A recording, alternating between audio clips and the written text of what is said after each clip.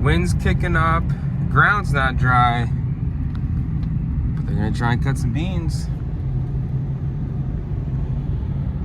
And they got a truck sitting waiting to be filled. Hopefully the beans will be dry for them.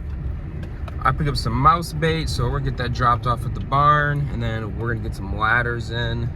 And we gotta go up to Grand Rapids today, go see a few growers, as well as we're gonna pick up some parts for that tower. So we're emptying out the cooler today. So I got a few bins we're gonna take to the packer down the road real quick. Then get them packed up, and it looks like I'm seeing some dust. The cousins are cutting some beans. And a really nice one. This is as dry as they're gonna get these next couple days. Everyone's gonna take this shot. Grain cart sitting. Beans flying. Dropped off. To home farm we go. Let's see if she's still starting cold. Oh yeah.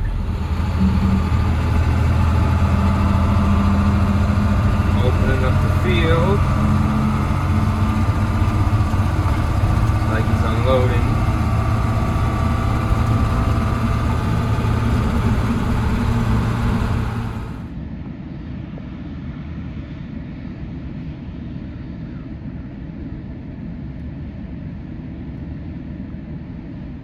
So we got this old barn up here, and you kind of gotta watch where you walk.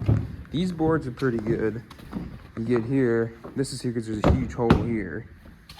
You get over here, you gotta watch. That one you gotta watch. And this is covering this up because, again, there's a huge hole here. It's a little bit of a death trap. All of the ladders are now out of the field. So today we are mouse baiting. So we throw this just by hand. We have a Vicon spreader too, but on some of this stuff, we just do it by hand. We just kind of throw it in the tree. Before we'll come back here and we'll weed spray out this year, but just throw it in the grass areas, every other tree, sometimes in between every tree. And that just, because the mice will actually come around these trunks and the rootstock and eat it. And it can severely hurt the tree or just straight up kill the tree. So this is something, it's one of the most important things we do every year. And today's the day to get it done. All right, so today I'm building a nursery trellis. Brian's over here in the golden DK Hill. He's doing some mouse baiting. I finished mouse baiting all my stuff. So Brian's out doing the home farm. But I was worried about this winter. The wind's coming out of the west on this nursery up here on top of this hill. So I decided, I saw it at the International Fruit Tree Tour this year in Grand Rapids. There's a guy who used these T-posts and basically built like a mini trellis. So I'm kind of doing the same thing with some baler twine.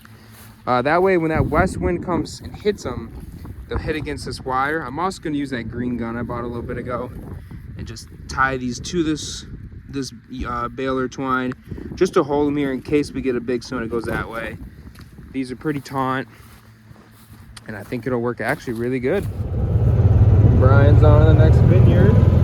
I guess I should explain this before the video comes out of us getting into this here shortly. So this is a block of apples we did pick this year, but in the last 3 years, I mean, you can see a lot's dead, it's old. These are Jonathans. They're not a fresh market variety. Processors don't really want them anymore. So in the last 3 years, 2 years, we haven't even picked them. We picked them this year. Very, very lucky. This was a year that a lot of guys didn't get nearly everything picked. But it's just time for it to go. It's not a profitable block anymore, and it sucks to say that. You know, it's been here since probably the 70s. It's probably 50, 60 years old. It's sad to see, but it's part of farming, and everything changes over time, and this is just another block that we don't really know we're even going to plant here. We may plant nothing. You know, none of the markets right now are super good, so I don't know. We're gonna wait and see. The nursery trellis is done.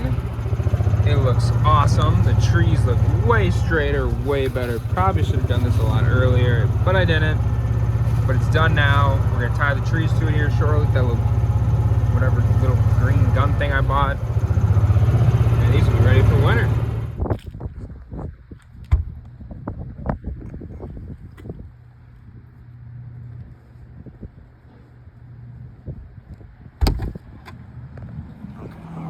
So we simply tried to drain the oil on the new tower, and the previous owner had like a hose that he had put here. Well, of course, nothing would go right. So that broke.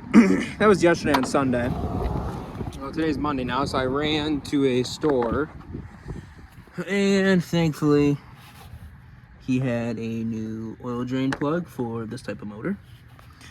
So that is replaced. So I can finally get some oil in this thing. But before we do that, my buddy's coming over real quick. We're gonna get this pin out and get a new one in. He's gonna weld it up.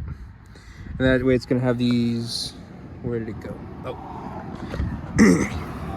These greasable blocks on it.